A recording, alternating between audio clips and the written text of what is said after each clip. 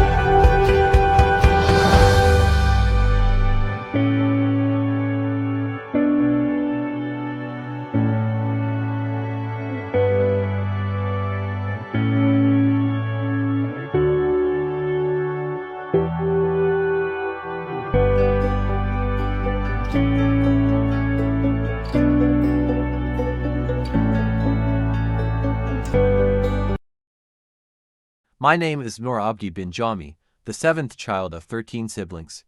I came from a poor family where sometimes 3 days of not eating rice is normal for me. I was born in the village of Tanah Merah, Kenengo Sabah, where the community lives in the countryside. I was the first student from my village to continue my studies at University Putra Malaysia in the Bachelor of Agricultural Science Education 2026-2010.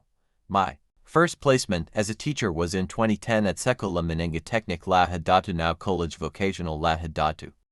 I have used various means and methods to help students in terms of curriculum or co-curriculum, as well as matters related to Sasia and life. I conduct reading classes, review classes, question-answering classes, many mentoring programs, and more to help these students in the curriculum. From the curriculum aspect, I have managed to help all my students to 100% get a job. As a coach, I became a coach and team manager. Among the sports I have trained are rugby, football, badminton, martial arts, athletics, basketball, volleyball, and many more.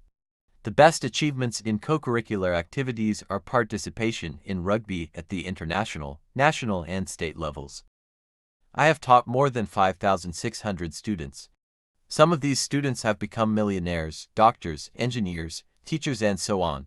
They never forget me as their teacher.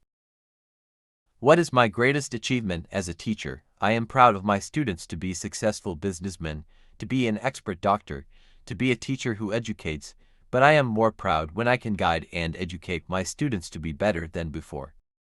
I am proud to have taught so many students who don't know how to write and count to be a company director. Lahad Datu Vocational College is a school located far from the city. Lahad Datu is also a small town. Most of the students are from poor families. At that time there were still students who walked to and from school. Some students have to quit school because they help their parents work as fishermen, gardeners, and so on. There are still some parents who think that education is not important, so they forbid their children to continue learning. Some students have to quit school because they help their parents work as fishermen, gardeners, and so on. There are still some parents who think that education is not important, so they forbid their children to continue learning. One of the things that worries me is that there are a handful of students who are involved with unhealthy environments such as drug processing and sales. This problem occurs among students who live in squatter villages known as black areas. I use the Kolb Learning Model 1984 as the main approach in my teaching. The learning system in vocational colleges is based on the standard curriculum of vocational colleges, which emphasizes 70% skills and 30% theory. In addition to the use of Kolb's learning model, I also use the method of emphasis on spiritual values and pure values in teaching. I often affirm the importance of religion and pure values in life.